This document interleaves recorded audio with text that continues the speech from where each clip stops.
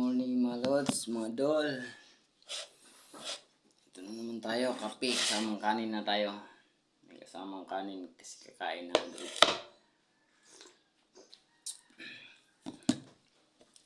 Mga dol, mga lods, may kwento lang ako dito sa video ko. Dito sa social media, tinatago yung mga kung ano yung meron sila. Pero ngayon dito ko natutunan kung ano ka, kung sino ka, ipakita mo. Huwag kang kaya. Kaya kung sino ka. Hindi mo naman madadala lahat yan.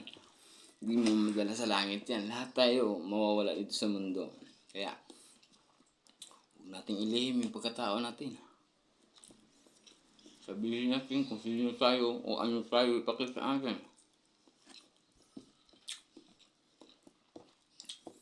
Hindi ka tulad ng iba dyan.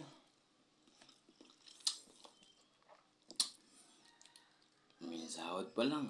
Sabihin na, malaki na sahod na asawa ko. No. Kung anong mayroong binigay ng Diyos, lagaan mo. Palangaan mo. Kasi balang araw mo wala din yan.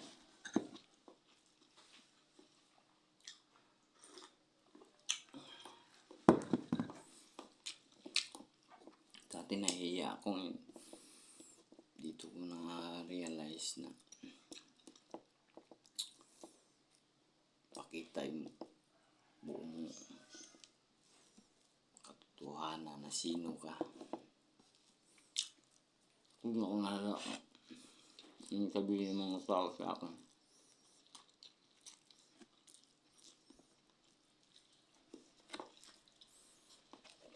Ito ulam ko itlog. Maghahanap yan. Pasok ako sa trabaho. Hindi ako nahiya. Kaya kayong naninira ng buhay na may buhay, tigilan nyo na yan. Wala nang nangyayari dyan eh. Sisirain nyo lang yung buhay ng tao. Ba't yung sarili nyo yung isipin nyo? Sisiraan nyo pa yung namumuhay ng maayos.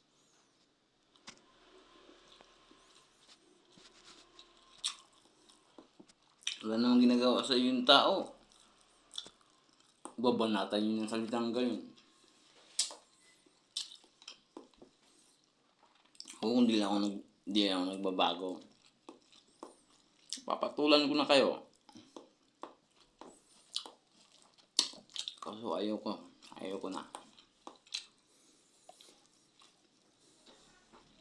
Wala namang mangyayari kung patulan mo yan. Hindi ka magkakapera. Hindi ka naman naangat sa buhay kung patulan mo yan. Hindi isipin mo kung paano malutas yung problema mo. Yun yung isipin mo para sa pamilya mo. So,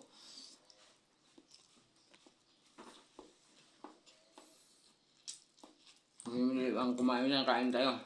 Mga lods, mga dol.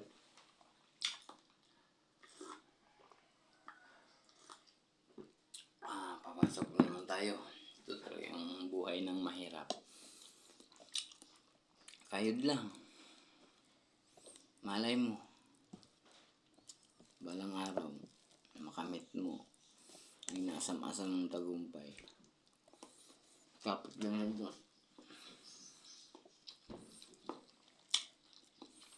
Thank you nga pala sa mga nanonood ng aking video. Sana huwag niya magsawang manood. Pakipollow na rin at pakishare. Subscribe. Eliezer Vlog. Thank you sa inyo. Papasok na pa ako. Thank you.